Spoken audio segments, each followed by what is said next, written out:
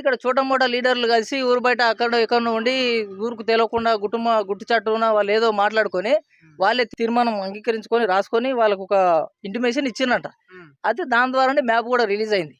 ఏంటంటే ఇట్లా ఏ ఏరియా నుంచి ఎక్కడెక్కడ వస్తుంది, ఇండస్ట్రీ బార్డర్ ఏంది అనేది వాళ్ళు ఆల్రెడీ కొద్దిగా దానికి కొద్దిగా బార్డర్ చేసుకొని ఓ మ్యాపింగ్ కూడా రిలీజ్ చేసిండ్రు. సర్వే నెంబర్ల ప్రకారం ఏ సర్వే నెంబర్లు పోతున్నాయి ఎక్కడెక్కడ అనేది కూడా మ్యాప్ కూడా రిలీజ్ అయింది. అంటే వాళ్ళు ఎటువంటి ఇన్ఫర్మేషన్ లేకుండా ఇట్లా చేయడం కూడా కరెక్ట్ కాదేమో. అయితే కడ ఆఫీసర్ వచ్చి రైతులను అడిగింది లేదు, ఎప్పుడు వాళ్ళు జెన్యున్ గా రిపోర్ట్ తీసుకున్నది కూడా లేదు.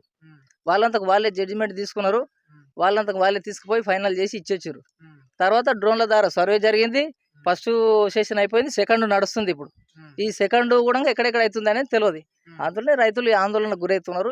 ఇక్కడ ఉన్న మొత్తం చిన్న చిన్న కమతాలే, మొత్తం సేద్యం భూమి చేసుకునేటోళ్ళే, ఎకరా 2 ఎకరాలు పంటలు పండించుకునేటోళ్ళే. ఇక్కడ మొత్తం పొరంబోకు భూములు లేవు, గుట్టలు ఏం లేవు. ఇక్కడ మొత్తం అసైన్మెంట్ ల్యాండ్లు అక్కడ ఉన్నాయి. కొడంగల్ సైడ్